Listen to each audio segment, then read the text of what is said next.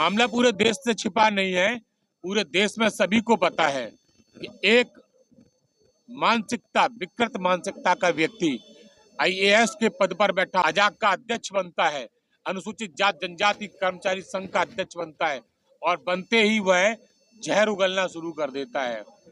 सीधा सीधा जहर का प्रहार पहरा करता है ब्राह्मण समाज के ऊपर और ब्राह्मण समाज की माँ बहन बेटियों को अपमानित करते हुए ऐसे वर्णों को भद्दी टिप्पणी करता है जिसको मैं अपने मुख से बयान नहीं कर सकता हूँ। पूरा देश इस समय सैलाव में है। सिर्फ एक व्यक्ति, विकृत मानसिकता के व्यक्ति की वजह से अजाक का जो प्रदेश अध्यक्ष बनाया गया संतोष वर्मा, जिसने मध्य प्रदेश की धरती से पूरे भारतवर्ष के ब्राह्मण समाज को ललकार दिया, ब्राह्मण समाज की बहन बेटियों की इज्जत पर कीचड़ उछाला और इतनी अभद्र टिप्पणी की है जो कि एक सामान्य व्यक्ति तो नहीं कर सकता। कहीं ना कहीं वह विकृत मानसिकता का व्यक्ति है।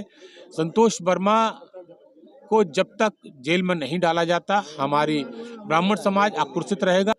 ऐसे लोगों को सबक सिखाने के लिए ब्राह्मण समाज मैदान में उतरा हुआ है। ब्राह्मण समाज बता देना चाहता है कि ब्राह्मण अब सुदामा के रूप में नहीं जाना जाता। वो वक्त चला गया जब सुदामा के रूप में था। यदि आप मुझे छेड़ेंगे तो भारत देश का ब्राह्मण परशुराम बनना भी जानता है, फरसा उठाना भी जानता है, अपने समाज का सम्मान करना जानता है, अपनी बहू बेटियों के सम्मान के लिए हथियार उठाना भी जानता है। मुझे लगता है डीएम साहब को शायद ब्राह्मण समाज के सम्मान में कोई दिलचस्पी नहीं है। अगर होता तो हम लोगों के आक्रोश की वो वैल्यू करते, हमें अपना 2 मिनट का समय देते। ब्राह्मण समाज जनपद का जब आज सड़कों पर उतरा हुआ है और डीएम साहब से मिलने के लिए ज्ञापन देने के लिए आया है तो डीएम साहब के पास समय नहीं है। यह दर्शाता है कि सरकार क्या चाहती है।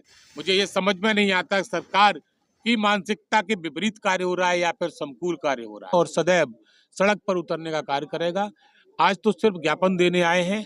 अगर अतिशीघ्र उसको जेल में नहीं भेजा जाता है तो एक बड़ा आंदोलन, देशव्यापी आंदोलन किया जाएगा।